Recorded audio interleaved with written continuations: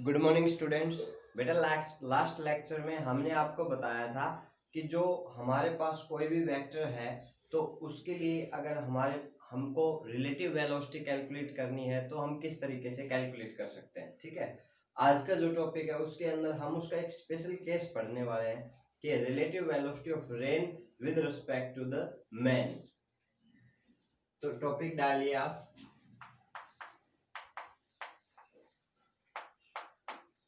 Relative velocity of rain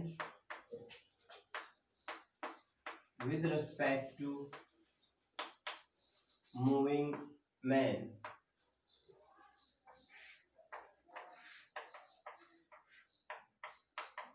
अभी देखिए, जो वेलोसिटी ऑफ रेन है उसको हम रिप्रेजेंट कर रहे हैं। वेलोसिटी ऑफ रेन उसको मैं वी आर से रिप्रेजेंट कर रहा हूं और आपको पता है ये हमेशा क्या होगी, परपेंडिकुलर यानी कि normally downward. Normally downward to, देखो अगर हम ये हमारा अर्थ सरफेस है, इसके ऊपर हम चल रहे हैं, चाहे इस डायरेक्शन में चल रहे हो, चाहे इधर चल रहे हो, चाहे इधर चल रहे हो, चाहे इधर चल रहे हो, बारिश ऊपर से होती है। क्लियर? तो बारिश की जो डायरेक्शन है वो vertically perpendicular to the plane. ठीक है, इस प्लेन की बात हम कर रहे हैं, टू अर्थ सरफेस लिख देता हूं मैं यहाँ पर। सेकंड जो है हमारे पास वो है वेलोसिटी ऑफ मूविंग मैन। जो आदमी चल रहा है उसकी जो वेलोसिटी है उसको हम रिप्रेजेंट करें वी एम से। अभी इसकी जो डायरेक्शन है वो हमें बतानी पड़ेगी, टुवर्ड्स ईस्ट है, टुवर्ड्स वेस्ट है, टुवर्ड्स नॉर्थ है, टुवर्ड्स साउथ है। क्लियर? तो मैं आपको कन्वेंशन बता देता हूँ, सिंपल, हमेशा याद रखना। जो आपका राइट हैंड है इधर हम लेकर चलेंगे ईस्ट, जो लेफ्ट हैंड है उधर हम लेकर चलेंगे वेस्ट। ऊपर की डायरेक्शन में नॉर्थ होगा और ये जो डायरेक्शन है ये हम साउथ लेकर चलते हैं। क्लियर? अगर हमारा बोर्ड एक सरफेस है तो ठीक है, ये ईस्ट है, ये वेस्ट है, ये नॉर्थ है, ये साउथ है। क्लियर? और बारिश ऐसे हो रही है। अगर बोर्ड को ऐसे ले ले तो इधर ये ईस्ट हो गया, वो वेस्ट हो गया, ये नॉर्थ हो गया, ये साउथ हो गया और बारिश इस तरीके से हो रही है। क्लियर? यानी कि आदमी चाहे किसी भी डायरेक्शन में चले, उसकी वेलोसिटी और रेन की जो वेलोसिटी है उसके बीच एंगल हमेशा 90 डिग्री होगा। क्लियर? हम लेकर चलते हैं, मान लो कि हमारे पास यह स्पेशल केस है कि वेलोसिटी ऑफ मैन है टुवर्ड्स ईस्ट, आदमी ईस्ट की तरफ चल रहा है। क्लियर? तो हम लेकर चलते हैं कि भाई ये है हमारे पास, ये आदमी चल रहा है किधर, ईस्ट की तरफ। This is the velocity of man. अभी हमें क्या करना है कि बारिश जो है वो हो रही है इस तरीके से, this is the velocity of rain, यानी इसको हम नीचे की तरफ भी ले सकते हैं ऐसे। ठीक है, ये ऐसा नहीं है कि बारिश जो है वो साउथ की तरफ हो रही है, ऐसे बारिश नहीं होती है, ये तो हम दिखाने के लिए बना रहे हैं। ठीक है, बारिश वर्टिकली परपेंडिकुलर है। अभी यहां से ये हो गई हमारे पास वेलोसिटी ऑफ रेन। हमें कैलकुलेट करना है VRM, relative velocity of rain, relative velocity of rain with respect to man। Man के रिस्पेक्ट में हमें रिलेटिव वेलोसिटी कैलकुलेट करनी है। तो इससे पहले मैंने बताया आपको, जब भी आपको रिलेटिव वेलोसिटी कैलकुलेट करनी है तो आप ध्यान देंगे विद रिस्पेक्ट टू पर। क्लियर? किसके रिस्पेक्ट में हम कैलकुलेट कर रहे हैं? तो हमने यहाँ पर देखा मैन के रिस्पेक्ट में कर रहे हैं, इसका मतलब जो रिलेटिव वेलोसिटी है rain with respect to man, ये क्या होगी, relative velocity of rain minus relative velocity of man. यानी इस तरीके से हम बोल सकते हैं कि relative velocity of rain plus negative of velocity of man. Clear? अब ये है हमारे पास relative velocity of rain with respect to the man. अब देखिए ये है रिलेटिव, ये है हमारे पास वेलोसिटी ऑफ मैन, हमें क्या करना है, इसका नेगेटिव लेना है। इसका नेगेटिव किधर होगा, ये है हमारे पास, ये होगा हमारे पास, this is the negative of velocity of man. Clear. अब इन दोनों का हमें सम करना है, यानी कि जो रिजल्टेंट होगा वो कहाँ होगा, बीच में होगा। क्लियर। तो ये जो है ये रिप्रेजेंट करेगा किसको, velocity of rain with respect to the man. Clear. अब यहां से हम इसको कैलकुलेट भी कर सकते हैं। अगर हम वी आर एम को कैलकुलेट करना चाहें, ओनली इसका मैग्नीट्यूड अगर हम बताना चाहें, तो उसके लिए हमारे पास क्या फॉर्मूला होता है, under the root V R square plus V M square plus 2 V M into V R into cos theta, इनके बीच का एंगल। तो यहाँ से आप देख सकते हैं इन दोनों के बीच जो एंगल है वो कितना है, 90 डिग्री है, और cos 90 हमारे पास 0 होता है। यहाँ हम बोल देंगे कि थीटा जो है वो 90 डिग्री है और cos 90 0 होता है। यानी कि जो रिलेटिव वेलोसिटी है rain with respect to the man, उसका जो मैग्नीट्यूड है वो हमारे पास क्या है, under the root V R square plus V M square. ये तो है हमारे पास ओनली मैग्नीट्यूड। अगर हम इसके डायरेक्शन कैलकुलेट करना चाहें तो हम ये एंगल लेकर चलेंगे कि भाई जो ये वेलोसिटी है रेन की वर्टिकल के साथ कितना एंगल बना रही है। ठीक है,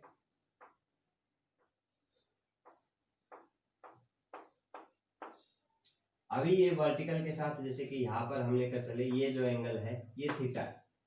ठीक है, तो ये जो एंगल होगा हमारे पास, यहाँ से अगर हम टेन थीटा कैलकुलेट करें तो टेन थीटा हमारे पास आएगा V M upon V R, यानी कि जो थीटा है वो हो जाएगा tan inverse V M upon V R. Clear. आपसे जब न्यूमेरिकल पूछा जाएगा, आपसे जब न्यूमेरिकल पूछा जाएगा तो उसके अंदर ये कहा जाएगा कि if person want to protect himself then in which direction he should take his umbrella to protect himself। वो खुद को बचाने के लिए अम्ब्रेला को किस डायरेक्शन में रखेगा, तो जिस डायरेक्शन में रिलेटिव वेलोसिटी है या रिलेटिव वेलोसिटी वर्टिकल के साथ जो एंगल बना रही है, वर्टिकल के साथ वही एंगल बनाते हुए हमें अम्ब्रेला को पकड़ना पड़ेगा। अब देखिए हमें अम्ब्रेला को इस डायरेक्शन में रखना पड़ेगा, this is the direction in which he should take his umbrella। ठीक है, तो ये जो एंगल है ये होगा थीटा। क्लियर। इसको हम बोलते हैं this is the theta east of north. Clear, यानी कि नॉर्थ के ईस्ट में कितने एंगल से, थीटा एंगल से। ठीक है, तो ये जो हमारा डेरिवेशन था इसके अंदर हमने क्या स्टडी किया, एक तो relative velocity of rain with respect to man, इसका मैग्नीट्यूड कितना होगा, दूसरा इसकी डायरेक्शन क्या होगी। अब जैसे इसी के ऊपर बेस अगर हम एक छोटा सा न्यूमेरिकल मानकर चले, एक आदमी है और वो चल रहा है किधर, मान लेते हैं इसी के अकॉर्डिंग उसकी जो स्पीड है वो है 3 kilometre per hour towards east, east की तरफ चल रहा है।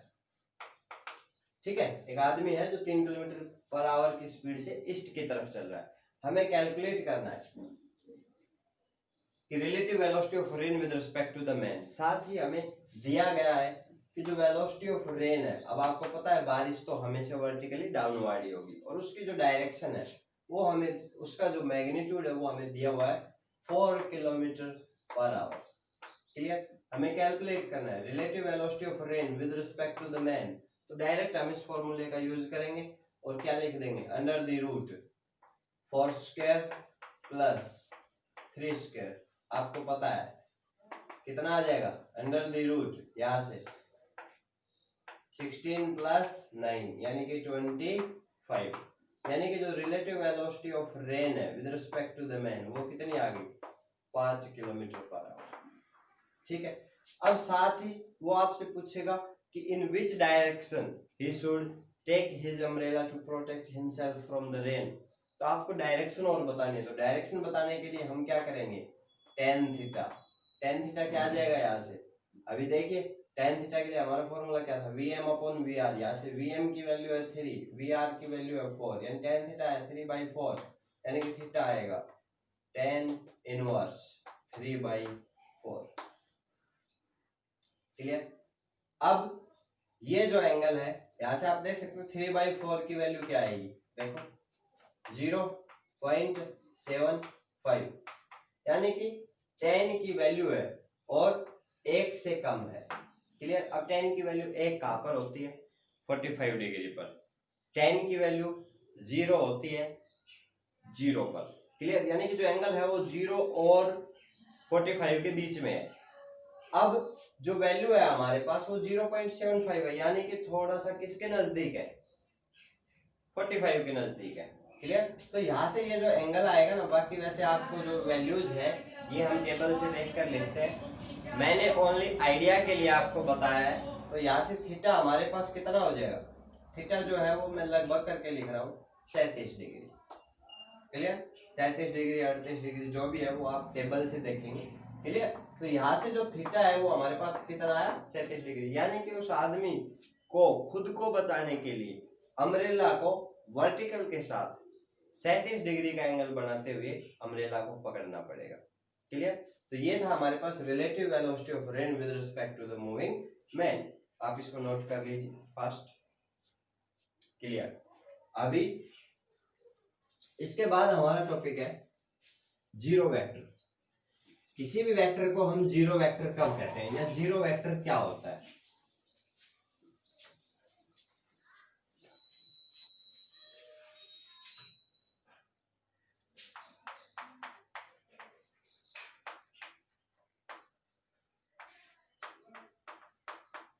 देखो कोई भी वेक्टर नाम से पता चल रहा है जीरो, यानी कि उसका मैग्नीट्यूड तो क्या हो गया जीरो, लेकिन वेक्टर है यानी उसकी कोई ना कोई डायरेक्शन होगी। क्लियर। तो आप सिंपल लिखिए zero vector is a vector whose magnitude is zero and its direction is arbitrary। Clear. यानी कि जो हमारा जीरो वेक्टर है इसका जो मैग्नीट्यूड है वो तो हमारे पास कितना आ गया, जीरो आया, लेकिन इसकी जो डायरेक्शन है हमारे पास वो होगी आर्बिट्रेरी, यानी कि डायरेक्शन किसी भी डायरेक्शन में हो सकती है। ठीक है। आर्बिट्रेरी मतलब कोई भी डायरेक्शन। ठीक है। अभी इसके बाद आता है हमारे पास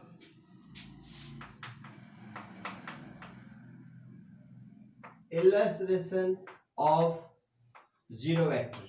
आप जीरो वेक्टर को कैसे बना सकते हैं, या आप जीरो वेक्टर को कब देखेंगे, कैसे देख पाएंगे आपकी कोई वेक्टर जीरो वेक्टर है। अब देखिए हमें क्या करना है, अगर हम किसी वेक्टर में उस वेक्टर का नेगेटिव ऐड कर दें, क्लियर, तो जो वेक्टर हमारे पास आएगा वो जीरो वेक्टर होगा। जैसे कि मेरे पास एक वेक्टर है ए वेक्टर, अगर मैं इस वेक्टर में इस वेक्टर का नेगेटिव ऐड कर देता हूं तो मेरे पास जो नया वेक्टर आएगा वो होगा जीरो वेक्टर। जीरो वेक्टर को हम इस तरीके से डिनोट करते हैं, जीरो के ऊपर आपको एरो हेड लगाना है। क्लियर। तो ये जो रिप्रेजेंटेशन है ये है हमारी जीरो वेक्टर की। तो क्या कीजिए, आप किसी भी वेक्टर को उसके नेगेटिव के अंदर ऐड कर दीजिए, हमारे पास जीरो वेक्टर आ जाएगा। दूसरा मेथड है कि अगर हमारे पास कोई भी वेक्टर है और अगर मैं उसको जीरो से मल्टीप्लाई कर दूं तो हमारे पास जो नया वेक्टर होगा वो भी जीरो वेक्टर होगा। क्लियर। तो ये दो तरीके हैं जिससे आप किसी भी वेक्टर को जीरो वेक्टर के अंदर कन्वर्ट कर सकते हो। इसके बाद है एग्जांपल्स ऑफ जीरो वेक्टर। अगर हमें जीरो वेक्टर के एग्जाम्पल देने तो देखिए फर्स्ट है कि भाई एक्सीलरेशन एक वेक्टर क्वांटिटी है। क्लियर। अब हम कहते हैं कि एक्सीलरेशन क्या होता है, rate of change of velocity. अगर हम ये मानकर चले कि एक आदमी है और वो एक कांस्टेंट वेलोसिटी से मूव कर रहा है। क्लियर। अब जैसे वो कांस्टेंट वेलोसिटी से मूव कर रहा है तो उसकी वेलोसिटी के अंदर कोई चेंज नहीं आ रहा, इसका मतलब there is no change in the velocity, it means rate of change of velocity is zero। तो यहां से हम कहेंगे कि जो एक्सेलरेशन है वो हमारे पास 0 होगा। If a man is moving with constant velocity then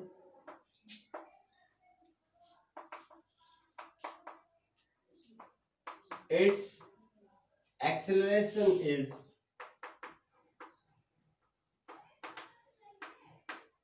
a zero vector. अगर एक आदमी है जो हमारे पास एक कांस्टेंट वेलोसिटी से मूव कर रहा है तो उसका जो एक्सेलरेशन होगा वो जीरो वेक्टर होगा। दूसरा, हम पोजीशन वेक्टर बताते हैं, क्लियर, इस तरीके से कि भाई ये हमारे पास एक्स वाई और जेड एक्सिस है। एक ऑब्जेक्ट है जो यहाँ पर है तो इस ऑब्जेक्ट की पोजीशन दिखाएगा, ये पोजीशन वेक्टर बताएगा कि किस डायरेक्शन में है और ओरिजिन से कितनी डिस्टेंस पर है। क्लियर। अगर हम कहें कि एक ऑब्जेक्ट है वो ओरिजिन पर ही है, अगर हमारा जो ऑब्जेक्ट है ऑब्जेक्ट की पोजीशन क्या है, ओरिजिन पर है, तो उसका पोजीशन वेक्टर क्या हुआ, उसकी ओरिजिन से डिस्टेंस कितनी हुई, वो ओरिजिन पर ही बैठा है, इसका मतलब ओरिजिन से उसकी डिस्टेंस 0 यानी उसका पोजीशन वेक्टर 0। क्लियर। तो यहां से अगर ये सिचुएशन है, अगर ऑब्जेक्ट यही है तो पोजीशन वेक्टर क्या हो गया, 0। यानी आप एग्जांपल दे सकते हैं कि position vector of an object is 0 vector if it is situated at, if it is placed at origin. Clear.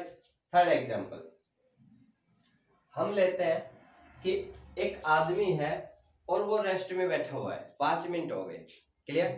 तो इस टाइम इंटरवल में, इस 5 मिनट में उसका जो डिस्प्लेसमेंट है, क्लियर, वो क्या होगा। या फिर हम इस तरीके से लेकर चले कि एक ऑब्जेक्ट है और वो सर्कल का एक चक्कर कंप्लीट करता है। क्लियर। यहीं से स्टार्ट हुआ था और यहीं से वापस आ गया। तो ये जो टाइम लिया उसने, मान लो 5 सेकंड लिए। क्लियर। अब इस 5 सेकंड में उसने जो डिस्प्लेसमेंट किया, अब डिस्प्लेसमेंट क्या है हमारे पास, एक वेक्टर क्वांटिटी है। क्लियर।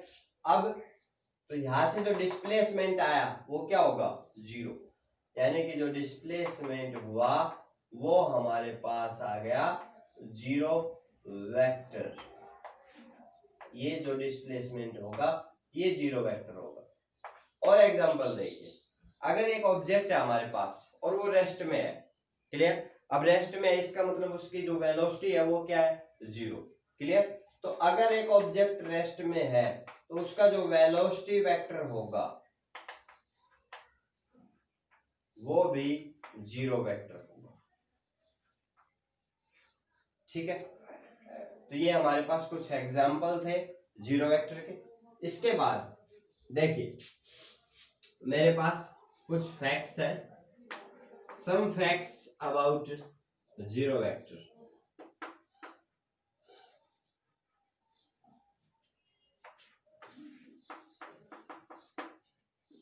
एक वेक्टर है हमारे पास, पहला फैक्ट है कि अगर हम किसी वेक्टर में 0 वेक्टर को ऐड कर दें तो बेटा कोई फर्क नहीं पड़ेगा। क्लियर। जो वेक्टर था वही रहेगा। जैसे कि अगर हम स्केलर की बात करें, अगर हम 5 में 0 को ऐड कर दे तो हमारा आंसर क्या आता है, 5 ही आता है। क्लियर। तो इसी तरीके से जिस तरीके से 0 होता है वैसे ही 0 वेक्टर होता है। यानी 0 वेक्टर को आप किसी के अंदर किसी वेक्टर में ऐड कर दें, किसी वेक्टर से सब्ट्रैक्ट कर दें तो कोई फर्क नहीं पड़ेगा। ए वेक्टर में 0 वेक्टर ऐड किया, ए वेक्टर आ गया। अगर मैं ए वेक्टर में से 0 वेक्टर को माइनस कर दूं तो भी ए वेक्टर आएगा। अगर मैं किसी वेक्टर को 0 से मल्टीप्लाई कर दूं, क्लियर, या फिर ये जो हमारे पास वेक्टर है इसको मैं 0 वेक्टर से मल्टीप्लाई कर दूं तो हमारे पास जो आएगा वो एक 0 वेक्टर होगा। क्लियर। तीसरी बात। चौथी बात, अगर मान लो हमारे पास n1 और n2 दो नॉन जीरो है, n1 और n2 जो है वो नॉन जीरो है। क्लियर। हमें क्या करना है, हमने लिया ये ए वेक्टर और ये बी वेक्टर। क्लियर।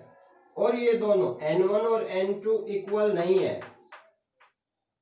और ना ही a और b इक्वल है, लेकिन फिर भी n1 ए वेक्टर और n2 बी वेक्टर अगर हमारे पास इक्वल आ रहे हैं तो उस कंडीशन में हमारे पास क्या होगा, देखिए भाई n1 और n2 भी बराबर नहीं है, a और b जो है वो भी बराबर नहीं है, लेकिन फिर भी n1a और n2b बराबर आ रहे हैं।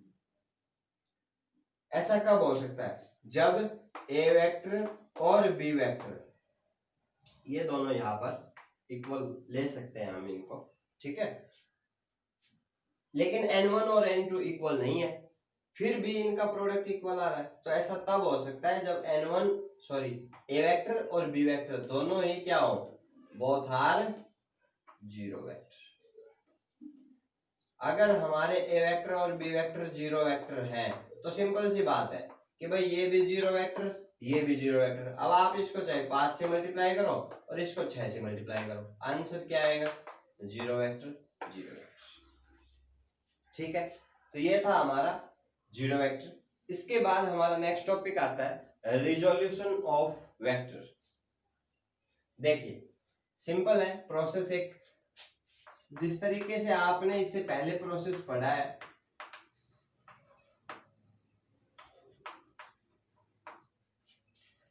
एक प्रोसेस आपने पढ़ी थी जिससे आप रिजल्टेंट वेक्टर निकालते थे, है ना, कि हमारे पास दो वेक्टर हैं और इस तरीके से ये ए वेक्टर है, ये बी वेक्टर है, तो ये जो वेक्टर होगा अपोजिट डायरेक्शन में ये हमारा रिजल्टेंट वेक्टर होगा। यानी रिजल्टेंट वेक्टर क्या होता था, ये एक सिंगल वेक्टर है जो कि ये जो ए वेक्टर और बी वेक्टर जो इफेक्ट शो करते हैं वो इफेक्ट अकेला हमारा रिजल्टेंट वेक्टर शो करता है। क्लियर। अब हमें उल्टी प्रोसेस करनी है। ये तो हमने क्या किया था कि भाई ए वेक्टर और बी वेक्टर को मिला दे तो बनता है हमारा आर वेक्टर। क्लियर। अभी ये उसकी उल्टी प्रोसेस है, अभी हमें तोड़ना है, जोड़ना नहीं है। क्लियर।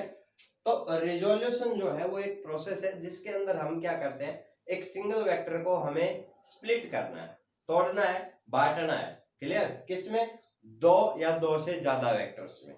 क्लियर। और जो कि डिफरेंट डिफरेंट डायरेक्शन में, और इस तरीके से बांटना है कि वो जो वेक्टर्स हैं जो कि हमने तोड़े हैं वो वेक्टर्स मिलकर उतना ही इफेक्ट शो करे जितना कि वो सिंगल वेक्टर कर रहा था। क्लियर।